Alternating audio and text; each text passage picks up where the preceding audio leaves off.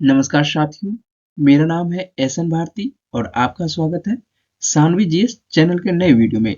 आज है 16 जनवरी 2025। हम लोग 16 जनवरी 2025 से जितने भी करंट अफेयर्स के महत्वपूर्ण क्वेश्चन बन सकते हैं उस सभी पर डिस्कस करेंगे। पीडीएफ आप हमारे टेलीग्राम चैनल से प्राप्त कर सकते हैं, जिसका लिंक मैंने इस वीडियो के डिस्क्रिप्शन में दे दिया है। तो आप इस लिंक पर जाकर टेलीग्राम चैनल ज्वाइन कर सकते हैं। चलिए शुरुआत करते हैं हम लोग पहले क्वेश्चन से। पहला क्वेश्चन है, भारतीय थल सेना दिवस प्रतिवर्ष कब मनाया जाता है? तो भारतीय थल सेना दिवस प्रतिवर्ष जो है 15 जनवरी को मनाया जाता है। और इस साल जो है देश के द्वारा 77वां भारतीय थल सेना दिवस मनाया गया है। भारतीय आर्मी का गठन जो है कब होता है? तो ईस्ट इंडिया कंपनी ने साल 1776 में कोलकाता में किया था।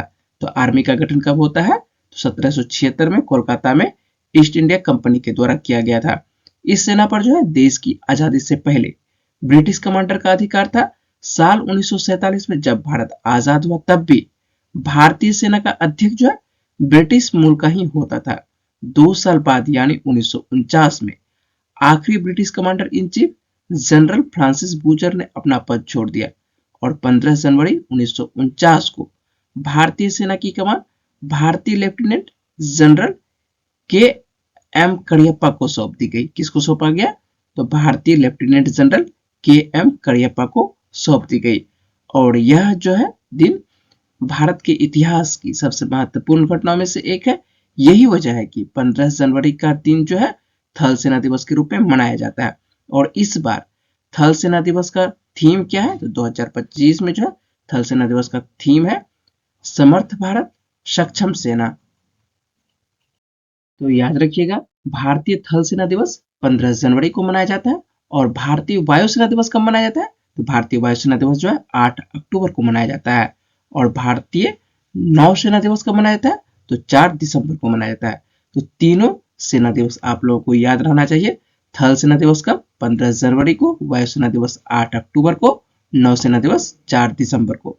और वीडियो में आगे बढ़ने से पहले आपसे एक छोटी सी रिक्वेस्ट है, जो कि है इस वीडियो को लाइक और चैनल को सब्सक्राइब करने की, और बेल आइकन को प्रेस करके ऑल कर दे, जिससे होगा कि आपके पास प्रत्येक दिन करंट अफेयर्स मिलता रहे। नेक्स्ट क्वेश्चन है, हाल ही में भारतीय महिला क्रिकेट टीम ने किस देश के खिलाफ वनडे में सर्वोच्च स्कोर बनाया है? तो आयरलैंड के खिलाफ भारतीय टीम ने राजकोट में आयरलैंड के खिलाफ वनडे इतिहास का सबसे बड़ा स्कोर बनाया है। तो अपने वनडे इतिहास का सबसे बड़ा स्कोर बनाया है भारतीय टीम ने। और भारत ने जो वनडे में 50 ओवर में 5 विकेट खोकर 435 रन बनाया है। कप्तान स्मृति मंधाना वर्तमान में जो है आयरलैंड के खिलाफ जो है कप्तानी कर रही थी। कौन कर रही थी? तो स्मृति मंधाना कर रही थी। वैसे भारतीय टीम की रेगुलर कप्तान कौन है? तो हरमनप्रीत कौर है, लेकिन हरमनप्रीत कौर के एब्सेंट में जो है स्मृति मंधाना कप्तानी कर रही थी। और इन्हीं के नेतृत्व में जो है भारतीय टीम ने जो 50 ओवर में 5 विकेट खोकर 435 रन बनाए थे।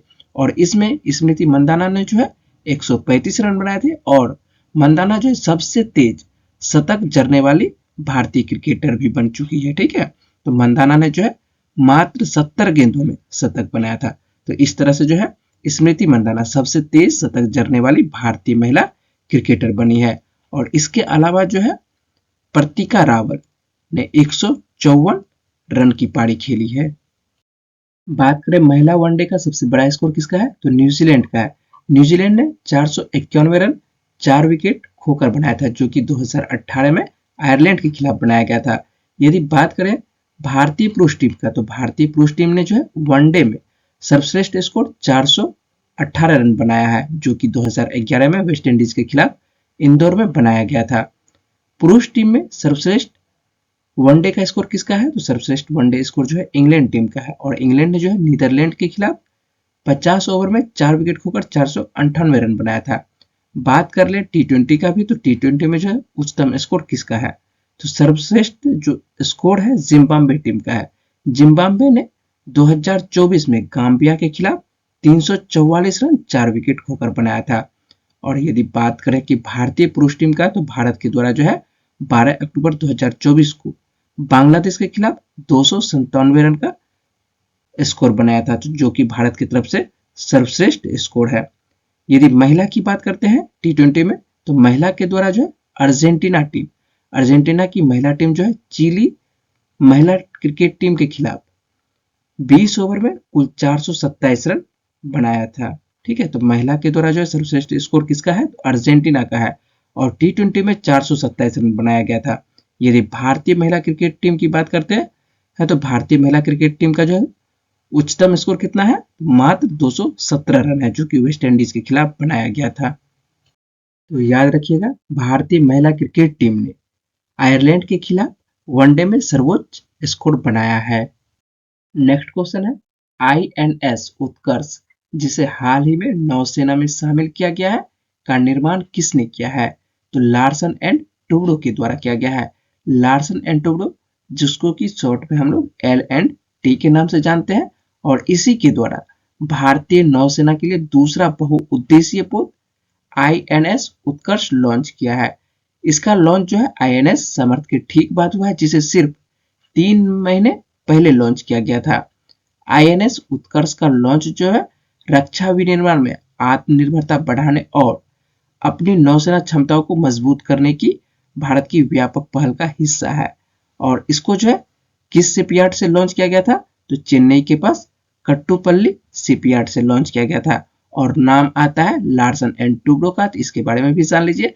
लार्सन एंड टुब्रो जो है भारत की बहुराष्ट्रीय कंपनी है और इसका मुख्यालय कहाँ है? इसका मुख्यालय जो है मुंबई में है और यह कंपनी जो है विश्व के अनेक देशों में यह कंपनी कार्यरत है। ये जो आप चित्र देख रहे हैं ये आईएनएस उत्कर्ष का चित्र है और इसको ही हाल ही में लॉन्च किया गया है। नेक्स्ट क्वेश्चन है हाल ही में चर्चा में रही पवना नदी किस राज्य में बहती है? तो महाराष्ट्र में रहती है। और पवना नदी चर्चा में क्यों रही है? तो पवना नदी चर्चा में इसलिए रही है क्योंकि नेशनल ग्रीन ट्रिब्यूनल ने हाल ही में राज्य द्वारा नियुक्त कायाकल्प समिति को निर्देश दिया है कि वह पवना नदी में प्रदूषण से निपटने के लिए कार्य योजना को लागू करने के लिए एक नई समय सीमा तय करने के लिए हितधारकों की एक बैठक बुलाए। और नाम आता है पवना नदी का। तो पवना नदी के बारे में भी जान लीजिए। तो पवना नदी जो है भारत के महाराष्ट्र राज्य के पुणे जिले में बहने वाली एक प्रमुख नदी है और यह नदी जो है कहाँ से निकलती है या इसका उद्गम कहाँ से होता है? इसका उद्गम जो है पश्चिमी घाट में लोनावाल के पास से होती है। ठीक है, सीधा याद रखिएगा, यह पश्चिमी घाट से उत्पन्न होती है। वैसे पश्चिमी घाट में लोनावाला से दक्षिण में उत्पन्न होती है और यह 58 किलोमीटर बहकर पुणे नगर में मूला नदी में विलय हो जाती है। तो पवना किस में विलय होती है? तो मूला में होती है और मूला जो है भीमा नदी की उपनदी है और भीमा जो कि स्वयं कृष्णा की उपनदी है। ये जो आप तस्वीर देख रहे हैं यह है तस्वीर पवना नदी की और पवना नदी जब पश्चिमी घाट से निकलती है तब यह जो है एकदम स्वच्छ आपको दिखाई पड़ेगी, लेकिन जैसे ही यह नदी जो है आपको शहर में प्रवेश करती है तब इस पे क्या कर दिया जाता है? एक बांध का निर्माण कर दिया जाता है और पवना नाम से ही जो है इस पे एक बांध का निर्माण किया गया है। और जब यहाँ से पानी निकलती है शहर की ओर तब इसमें जो है शहर के लोगों के द्वारा इस नदी को गंदा कर दिया जाता है और इतना प्रदूषित कर दिया जाता है कि यह नदी जो है पीने योग्य इसका पानी नहीं रहता है। नेक्स्ट क्वेश्चन है भार्गवस्त्र माइक्रो मिसाइल प्रणाली किसके द्वारा विकसित की गई है? तो इकोनॉमिक एक्सप्लोसिव्स लिमिटेड के द्वारा। भार्गवस्त्र को नागपुर स्थित सोलर ग्रुप की सहायक कंपनी इकोनॉमिक एक्सप्लोसिव्स लिमिटेड के द्वारा विकसित किया गया है।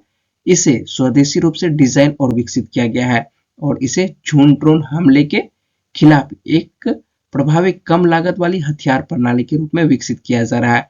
और नाम आ रहा है झुंड ड्रोन का। तो झुंड ड्रोन क्या होता है इस पे आप लोग जान लीजिए। तो झुंड ड्रोन जो है इसको स्वार्म ड्रोन के नाम से भी जाना जाता है और यह जो है हमला दुश्मन पर करने के लिए एक ही नियंत्रक द्वारा नियंत्रित कई ड्रोन के इस्तेमाल को संदर्भित करता है। ऐसा समझ सकते हैं तो हमला जो किया जाता है दुश्मनों पर बार बार एक ही जगह से एक व्यक्ति के द्वारा नियंत्रित किया जाएगा और कई ड्रोन से हमला किया जाएगा। हाल ही में जो है ईरानियों ने इजराइल के प्रसिद्ध आयरन डोम एंटी मिसाइल सिस्टम को जो है सफलतापूर्वक भेदने के लिए हथियार के रूप में झुंड ड्रोन का इस्तेमाल किया था। ये जो आप तस्वीर देख रहे हैं ये भार्गवस्त्र माइक्रो मिसाइल की तस्वीर है। नेक्स्ट क्वेश्चन है हाल ही में किस केंद्रीय मंत्री ने काशी तमिल संगमम चरण 3 के लिए पंजीकरण पोर्टल लॉन्च किया है। तो धर्मेंद्र प्रधान के द्वारा काशी से गाढ़ा संबंध रखने वाले तमिल भाषा के जनक कहे जाने वाले महर्षि अगस्त्य को समर्पित काशी तमिल संगमम का तीसरा संस्करण 15 फरवरी से 24 फरवरी तक आयोजित किया जाएगा, जिसके पंजीयन के लिए आईआईटी मद्रास का पोर्टल केंद्रीय शिक्षा मंत्री धर्मेंद्र प्रधान ने लॉन्च किया है। तो काशी तमिल संगमम का शुभारंभ कहां पर किया जा रहा है? तो 15 फरवरी 2025 से वाराणसी में किया जाएगा। ठीक है। सरकार ने इससे पहले 2 बार काशी तमिल संगमम मनाया है, 2022 में 1 महीने के लिए और 2023 में एक पखवाड़े के लिए, और तमिलनाडु से लगभग 4000 प्रतिनिधियों ने इस आयोजन में हिस्सा लिए हैं। नेक्स्ट क्वेश्चन है, जर्मनी के फ्रैंकफर्ट में हैम टेक्सटाइल 2025 में भारतीय मंडप का उद्घाटन किसने किया है?